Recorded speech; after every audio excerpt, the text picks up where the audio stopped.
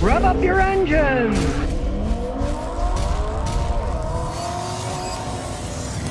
Well, Toyota's chairman, Akio Toyoda, is predicting that EVs will only reach a 30% share. Now, I kind of agree with him there, but I think it's going to be even less than 30%, at least in the United States. Maybe worldwide, it possibly could be, especially places like China where communist government can force people to, or Europe where they're always bullying people around with laws and making them pay taxes up the wazoo, right? I can't ever see it reaching 30% in the United States because they just don't have the range. They cost too much money. Nobody knows how to fix them. You try to find a good mechanic these days to fix a regular car. There's like 160,000 mechanics that are needed, and they claim it'll be probably twice that in the next 6-7 years because it's a low-paying job, low-status job. Nobody wants to do it, right? Cars are getting more complex, but the people that work on them, they're not getting the cream of the crop, so they need more intelligent people to fix the more intelligent cars, and it's not happening. Well, you can quadruple that when it comes to electronics. Try to find a good electrician. It's even harder to find than a good mechanic, right? So when the cars, if they all became electric, they really wouldn't be able to be. It'll be like, throw it away. Oh, well, your electric car broke. Okay, buy another one. It's broken now, right? I got to agree with the Akio Toyoda on this one, except that I think it's going to be even less than a 30% share. People just aren't going to accept the nonsense that comes with electric cars. You live for your car. Plug it in. Make sure it's warmed up. Do this, that, and everything else. Americans want convenience. They want it now, and they want something that'll last a reasonable amount of time without having to spend a fortune fixing it, all of which is the exact opposite of battery electric cars. Well, Vroom, the online used car sales place, has gone kaput. Their Vrooming is no longer Vrooming down the road.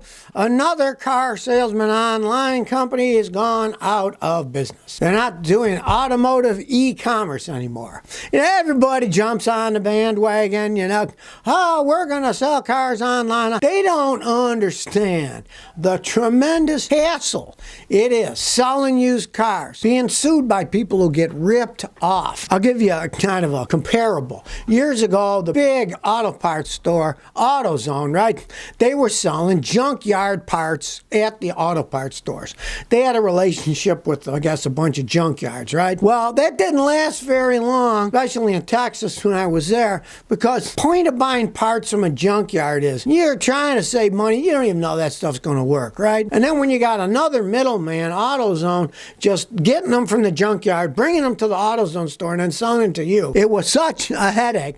They had so many problems with returns, things not fitting right, that AutoZone gave up with the idea, right? To me, for an individual, it's kind of the same idea. Buying a used car online, right? They're almost all middlemen. Either they bought cars really cheap or they're selling for somebody else and they're the middleman. And they try, like you can see here, the same old crap of, oh, they deliver it to your house, and oh, there it is. It sounds convenient. I'll tell you the truth. Buying a used car is not a convenient experience. It can be a royal pain in the butt. Now, you can save an awful lot of money. I've always bought used cars myself, but it's not, you push a button, a great used car comes, and away you go. It doesn't work that way. You got to get the down and dirty. You got to hire a mechanic like me to check it out before you buy, right? Most of these places, they never even allowed people to have their mechanic check it out till later. Well, you bought it. Now you can have the mechanic check it out. Well, it's too late then, right? And they have warranty policies and all kinds of disclaimers. A lot of them are like, well, don't worry. If you didn't like that one, yeah, they don't give you your money back. They give you credit for buying another one at their store. A lot of them, right? So, Vroom Vroom went bye-bye, and I'm happy. I hope they all go out because it's a stupid way to buy used cars. It's very dangerous for the consumer. You don't get your mechanic to check it out before you buy. And these mega online places to buy and sell cars, there was too much room for corruption and problems, people not getting the right title for the car. It's just something where you really want to do it in person, not button on your phone and buying a car that way. It's not a smart thing to do overall, especially for the consumer. Well, watch out if you own or are driving behind a 2011 to 2019 Ford Explorer, because they're recalling buying 2 million of them because the trim pieces might fly off. Now, when you're driving your own car, generally it's not a problem for you, but the people behind you, especially if I'm following you on my motorcycle, I don't want pieces of trim come flying at me to hit me, right? It turns out that they've already had 14,300 warranty claims for missing or pillar trim parts are relatively big, right? You wouldn't want to get hit by one when you're driving down the road. Yet again, Ford Motor Company, leading the nation in recalled vehicles. They have the last 3 years in a row. They're probably going to continue with stuff like this. You know, their quality just isn't there. I'll tell you one thing, if I see one of these Explorers in front of me, I'm going to either pass them or I'm going to slow down so I'm way behind them, worried that pieces are going to fly off and smash into my car. And if I'm on a motorcycle, I'm going to stay really far away from them, right? Man, you can't even glue the parts on right anymore. These are just trim parts. How hard is it to put trim parts on a car so they don't fall off? Tesla shares plunged and wiped out $73 billion in market value after they had a bad earnings call. See, the problem is, everybody in the stock market, it's always kind of buy on rumor and sell on fact, right? So, in the past, the rumors, the electric cars, they're the future, blah, blah, blah, blah, blah, blah, blah, right? Well, the facts coming out that, hey, maybe they aren't the future. You better sell these things as fast as you can.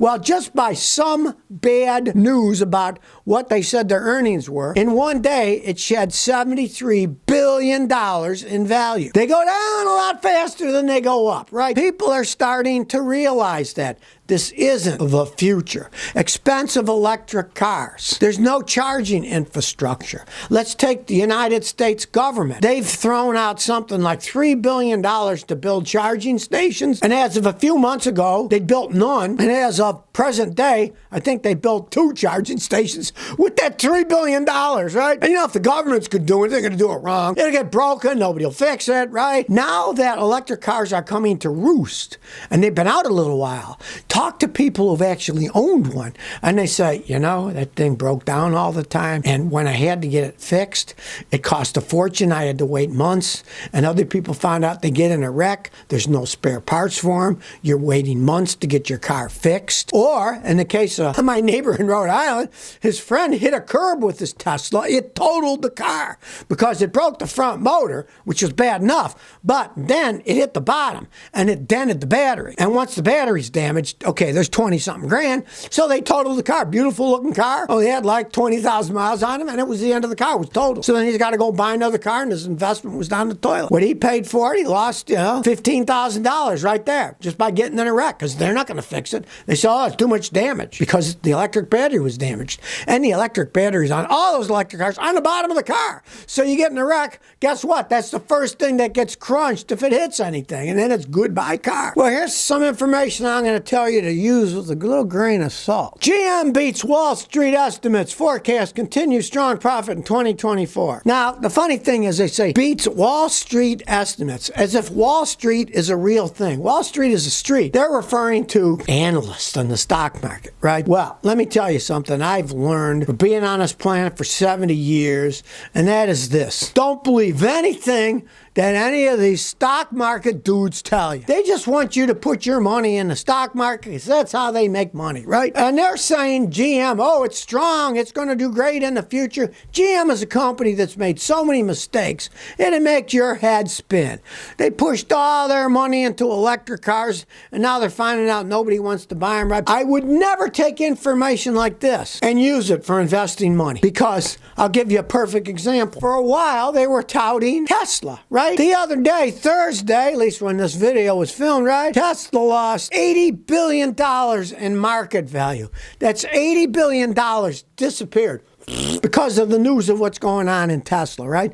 Well, these same stock guys were pushing Tesla like mad in the past, right? They don't guarantee anything. They just want you to throw money in the stock market because that's how they make a living. You can't listen to what these people say. They want you to invest money in the stock market, right? So they start telling you, oh, GM's doing great. They're going to do great in the future. That is a bunch of horse manure. The company is in all kinds of trouble, and they're basing this on data that was given by GM. Now, one thing I learned, don't ever listen to data that companies give you out, because they're just like the federal government. What does the federal government do?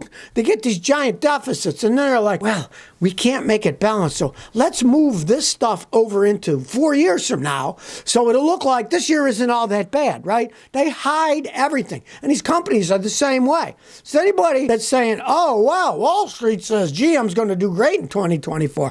What the heck does Wall Street know about the car business? They don't know anything. And that's part of the problem of these car corporations. They got guys in there running it that have very little experience with automotive. They hire them from other companies. Well, that guy's a great salesman, or, oh, they're great designers, right? But they don't know anything about cars. And now they're running a car company. Just no wonder they're in such a mess. And if you ask any honest mechanic, any of them, they'll tell you that Americans have all kinds of problems building cars and trucks and SUVs these days. Look at Ford. They lead the nation in recalls the last 3 years. And it looks like this year they'll probably do the same thing. They certainly don't seem to have turned anything around, right? So don't listen to these Wall Street boys. Throw your money in these companies because most of it is just a bunch of nonsense. Well, I got bad news and good news. Here's our new kitty. Here she is. Unfortunately, our old cat Lucy passed away, so we had to rush out and get a new kitten, which we went to Kentucky. If anybody wants kittens or cats, I got tons of them. Christian County Animal Shelter, Hopkinsville, Kentucky. He's climbing behind me now. So, as the saying goes, if one of your pets passes away, the only way you can get by it is get another one really quickly before you go totally insane. And she wants to explore everywhere, so I get to open the closet door for her. And of course, when you open the door for a cat, it immediately turns around and goes in the opposite direction. That's why I like cats. They're contrarians, just like me. They don't follow the crowd. They pretty much do what they want, but they're very curious, just like me. Even though I'm old, it's a good thing I last longer than cats do, or I couldn't give you advice for very much longer.